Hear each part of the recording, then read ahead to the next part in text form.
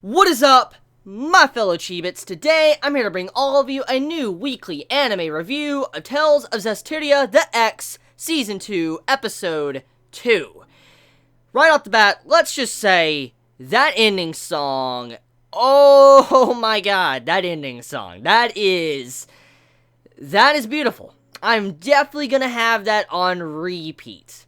Oh yes, when I'm done with my anime reviews today, when I'm done with everything, I'm sitting down to chill and all that, have some food and stuff, I'm probably gonna be listening to that song on repeat. That was a fucking great ending song of the new season of Tales. Like that, yeah, that was that was really good. So, besides the epic new ending song with the beautiful art and animation and just the music in it, oh, that music is so good.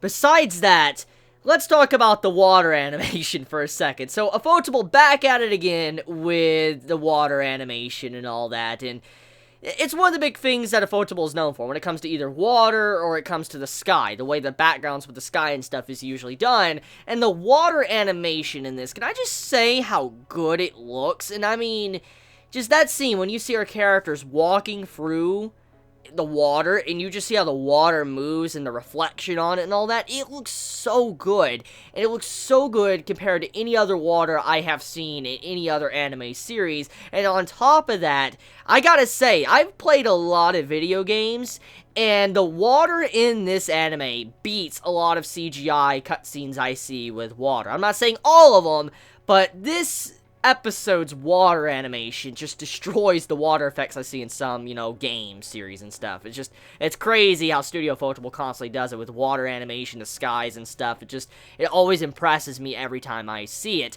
I mean, you think I would be used to it by now after watching so many series by Studio Ufotable, but I mean, somehow they always continue to amaze me with their animation they use on certain little scenes, like water to sky to wind effects, stuff like this. It always looks very beautiful. So, getting off of that, though, let's talk about what this episode was about, like the meat of the episode.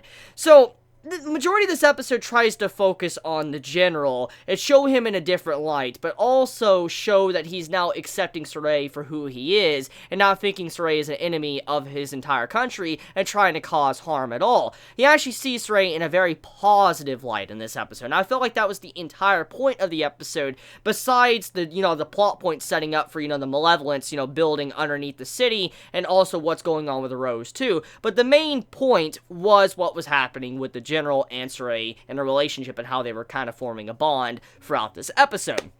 So the General, as we know, he's someone that seemed very stuck up and all that. He seemed like a standard general from the last week's episode and what we've seen of him throughout, Season 1 as well. He didn't seem like anyone that was really interesting. He just seemed like a stereotypical general-type character just doing his job, watching over his country, making sure nothing really bad happens. And this episode tries to show a little bit of a different insight to his character. Let us see, like, he's not all about, just being a very stuck-up general. He's someone that does care about joking around sometimes, but also, he realizes if he goes too far, if he gets too drunk or something, he actually feels bad about his actions, especially with how the beginning of the episode opened up. He was coming to Rose and all that, trying to give her flowers, and Rose was teasing him, which was a very good interaction between the two characters, but he was trying to say, like, I'm very sorry for the way I acted. I didn't act like, how I should as someone with authority. I acted very foolish and stuff, and he just felt very bad about it. And so I like his character from what we were getting so far from this episode, how it's trying to show him in a positive light, and how also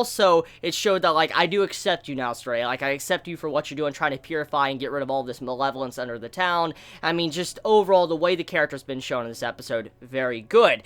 Now, before we go any further, actually, there's something I do need to discuss. It is something that was mentioned in the comments in my last week's, first episode review of Season 2, and also, I do actually briefly remember some mentioning it in my first season reviews of, Tales of Zestiria. Many were saying that Tales of Zestiria, the anime, is kind of anime original. There's a lot of things that's happening in Tales of Zestiria that is anime original. And from what everybody told me from, the comments last week, is that last week's episode, the entirety of it was supposedly anime original, and the actual game players, they stated that it actually was not a bad thing. And that really surprises me. That really fucking surprises me, because usually when I hear of people saying, like, something's going down an anime original route, usually it turns out to be absolute fucking shit. I mean, that's the general consensus of how anime originals usually are. Not all anime originals are shit, I'm just saying a lot of them are. And I'm just surprised that many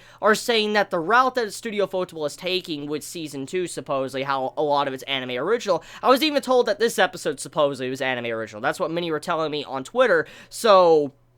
that's interesting to know that they're going down a different route compared to the game, and how it's a little bit different for the game players can have something new to experience, but on top of that, though, the game players can actually enjoy this season. They're actually having a lot of fun watching it. They're not looking at, this season saying, ooh, this is a piece of shit. So it seems like Studio Photable is going down their own path with this series. They're trying to do their own story or whatever, from what I've been told. And I mean, for many of the, the people that played the games to actually be enjoying it, I guess that is very good news indeed. So I'm happy to hear that, the people that played the games and they're seeing that this is kind of turning anime original and they are still enjoying it. That does seem very good. That seems like that's good news, because that means that, the series won't fall into a shithole and become complete trash. Now, I'm not saying that can't happen, but I'm just saying right now, many are saying it's enjoyable because of what Studio Photable is doing. So getting off of that, though, let's talk about what's going on with, Saray and his interactions with the general. So, Saray, he shows off that he could purify things. You see more improvements compared to the last season of how he's getting a little bit better at purifying the malevolence. And also, he states throughout walking through the water that the entire situation in this town is very similar to what was happening in the other country he had to purify and help out in the last season. He's like, the entirety of the government and stuff, how it's been corrupted, it's controlled by the church, you have it to where all the rot and shit's just being slung underneath the entirety of the town, and it's just slowly just coming out of, the sewers and shit, and just making the town, just wallow in misery, and eventually, malevolence. And so Saray's like, what's happening right here is very, very similar to what was happening in the other country. But he's like, what's weird about this is there's not many calamities going on, and that's the most surprising part about this from what we found on the episode, was that there is a capital city that is actually having constant rain. There's constant rain coming down, but besides that, there's nothing really bad. There's no big earthquake or tornadoes and shit destroying the land, so this lets us know that there's something else going on here, something very big going on, and it's just very strange, because Saray even states that the malevolence he feels so far from this country and this town, it's not actually any less than what was at in other places. So it's not like there's barely anything, there's a hell of a lot, but he finds it strange that there's not much of an active presence of the malevolence compared to how the other country was.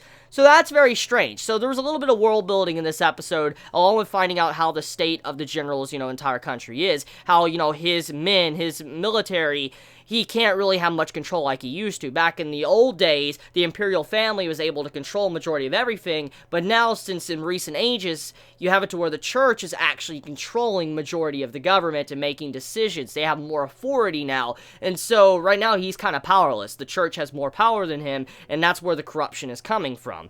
So yeah, cool stuff with this episode. I like the world building we got, and I like the characterization the general got, and also seeing, Saray and how he's showing improvements to his purification. And then getting on to Rose as well. So Rose, as a character, she's always been a very interesting character since the first season of Tales of Zestiria. I've liked her design to her personality, and also the darker side to her of how she kills people. And we see a little bit of a side to her where it shows like she has guilt. She has guilt, or she has something inside of her that shows like she worries about killing people. Like, you could see it really drags her down, and she feels upset by killing people. Even if the person deserves to die, in her mind, she still feels some form of pain because she realized she killed someone. And you see that reflected on her face in this episode towards the end, and that's cool, actually. I like to see this little, side of her, getting to see Rose in a different, light, compared to what we've seen from her, always acting like she's very cool, or, she's acting like she's, always has everything going completely right. But seeing her in that situation where she's upset and she doesn't know what to do, or she doesn't know how to feel about what's happening around her, I like what is happening in this episode, seeing her kind of out of her norm. So yeah, episode of Tales of Zestiria the X Season 2, Episode 2, was enjoyable. I cannot wait to see what's going to happen next, because this episode was really fun to watch, and I mean, it's really awesome to hear from fellow, people that played the games, to know that they're really enjoying, this new season, even though it's anime original. So let me know your thoughts in the comments below. You all have a wonderful day or night wherever you live. Please be safe. Chibi out.